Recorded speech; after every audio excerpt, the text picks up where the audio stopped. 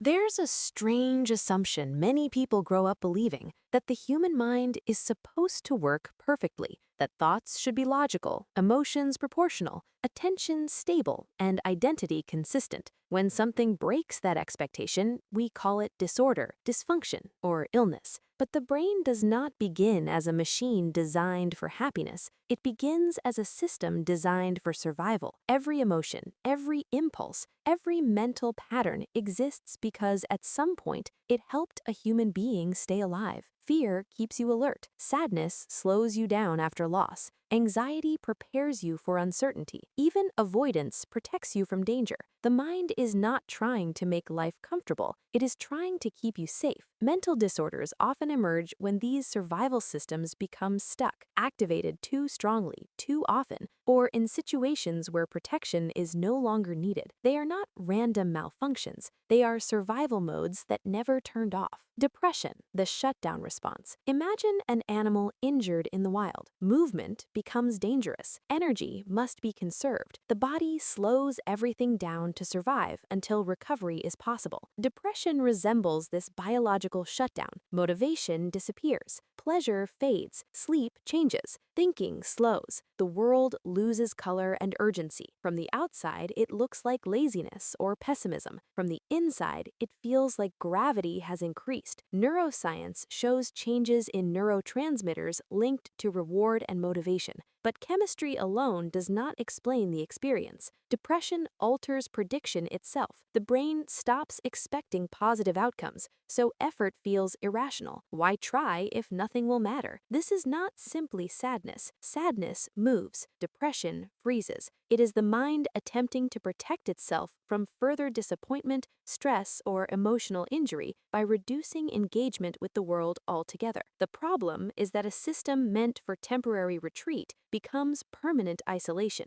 Anxiety, the overactive alarm. Anxiety begins as one of the most useful tools evolution ever produced. A rustle in the grass might be wind or a predator. The brain learned to assume danger first because false alarms were safer than missed threats. Generalized anxiety disorder occurs when this alarm system loses calibration. The brain treats uncertainty itself as danger. Thoughts race ahead into imagined futures, scanning for problems that do not yet exist. Stress hormones remain elevated, muscles tense, sleep shallow. The person is not choosing worry. Their nervous system believes vigilance equals survival. The tragedy of anxiety is exhaustion. A brain constantly preparing for emergencies never experiences rest. Even safety feels suspicious. Avoidance grows slowly. The world begins shrinking, not because reality became dangerous, but because the mind cannot stop preparing for catastrophe.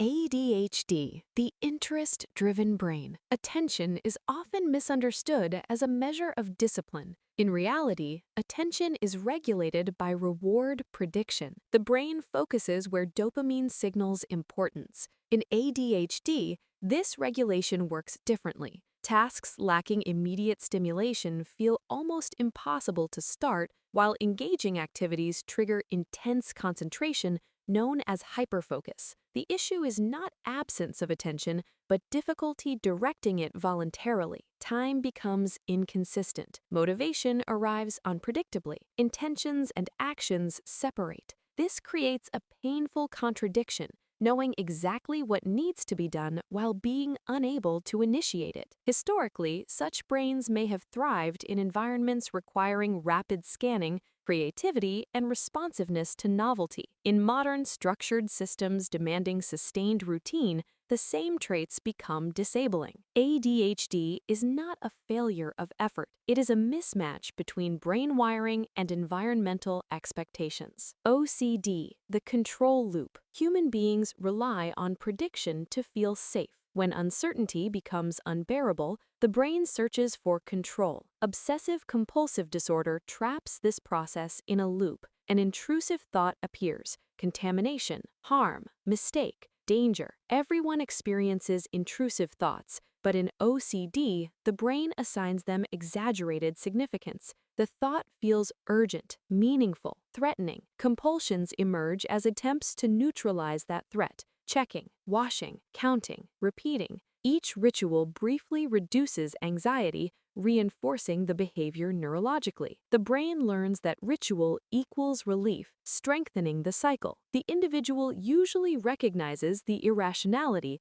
which makes the suffering worse. Logic cannot override fear when the fear system itself is misfiring. OCD is not about neatness or preference. It is a survival mechanism trying desperately to guarantee certainty in an uncertain world. PTSD, survival that refuses to end. Trauma changes memory. Normally, experiences become past events stored with context. Something happened and it ended. In post-traumatic stress disorder, the brain fails to file the event correctly. The threat remains present. Triggers, sounds, smells, images reactivate the survival response instantly. Heart rate spikes, muscles tense, awareness narrows. The body prepares to fight or flee. Flashbacks are not recollections, they are re-experiences. The nervous system prioritizes survival over time perception. To the brain, danger is still occurring.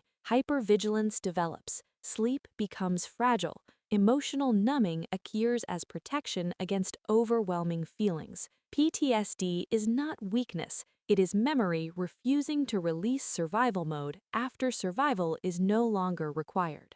Panic disorder. Fear of fear. A panic attack is the body's emergency response activated without external threat. The amygdala signals danger. Adrenaline floods the bloodstream. Breathing accelerates. Heart rate surges. Sensations escalate rapidly. Because the symptoms mimic medical emergencies, the brain interprets them as proof something is terribly wrong. Fear amplifies physical sensations, which increase fear further, a feedback loop. After the first attack, anticipation becomes the real disorder. The person begins fearing the possibility of panic itself. Places associated with attacks feel unsafe. Escape routes become essential. Life gradually organizes around avoidance. The body becomes unpredictable territory. Panic disorder transforms the survival instinct into self-directed alarm. Bipolar disorder. Energy without regulation. Mood normally fluctuates within boundaries shaped by sleep,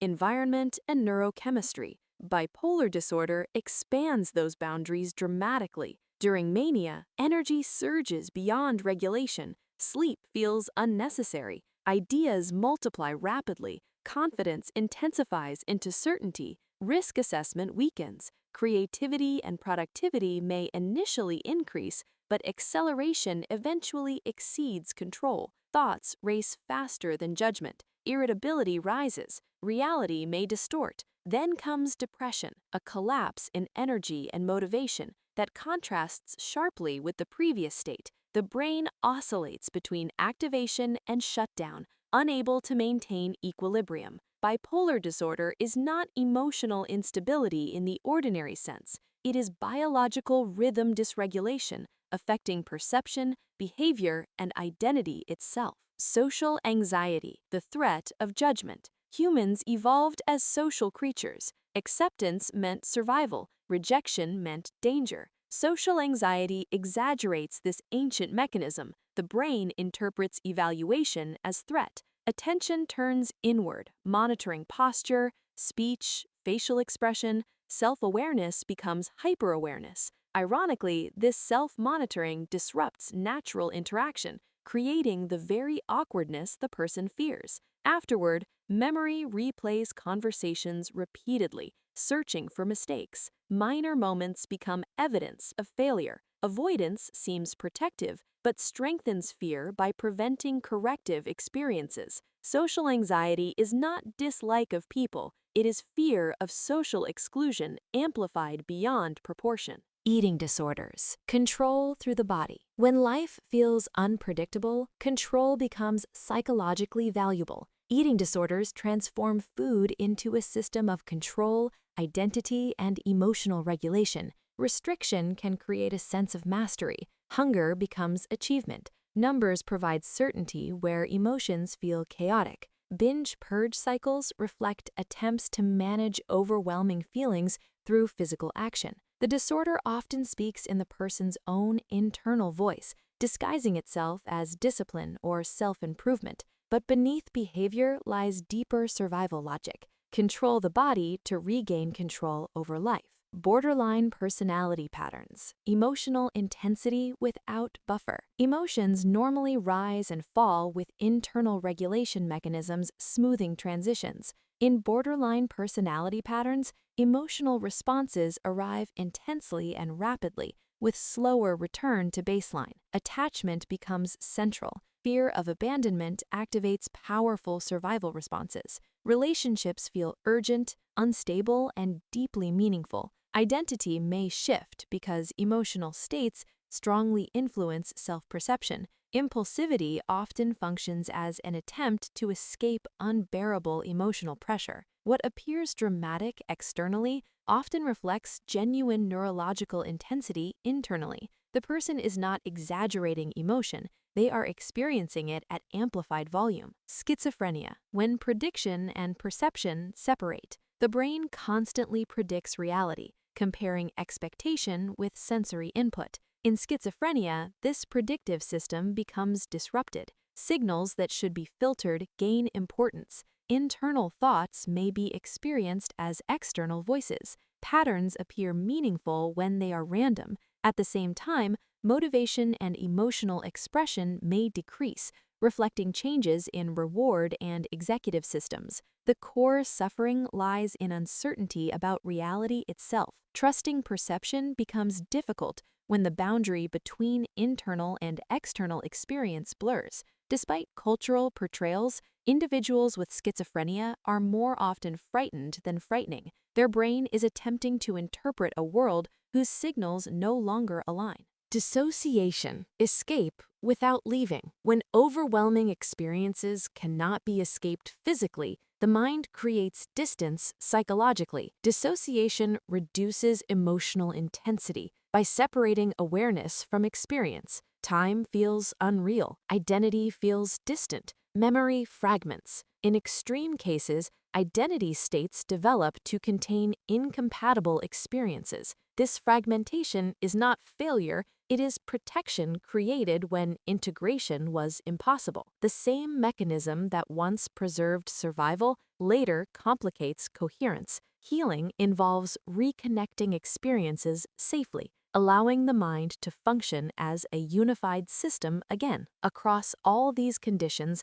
lies a shared principle. The brain is not trying to harm you. It is trying, sometimes desperately, to protect you using tools shaped by evolution, learning, and experience. Fear protects until it imprisons. Control stabilizes until it constrains. Withdrawal heals until it isolates. Mental disorders reveal what happens when survival strategies outlive the dangers that created them. Seeing these conditions as survival modes changes the question from what is wrong with this person to what is this mind trying to protect. This shift does not minimize suffering. These disorders cause real pain, impairment, and struggle. Treatment, therapy, medication, and support remain essential, but understanding removes moral judgment. The anxious mind is not weak. The depressed mind is not lazy. The traumatized mind is not broken. Each is adapting, imperfectly, to protect life. The human brain evolved for survival, not fulfillment. Yet modern life asks more than survival. It asks connection, creativity, meaning, and self-direction. Healing often involves teaching the nervous system a new lesson, that safety can exist without constant defense, that rest does not equal danger, that uncertainty does not equal catastrophe, that identity can exist without armor. When survival modes soften, something unexpected appears, not perfection, but flexibility. And perhaps the goal of mental health is not eliminating fear, sadness, or vulnerability, but allowing the mind to move freely between protection and openness, because the same brain capable of trapping us in survival is also capable of learning safety again. And when survival is no longer the only objective, the mind can finally begin to live.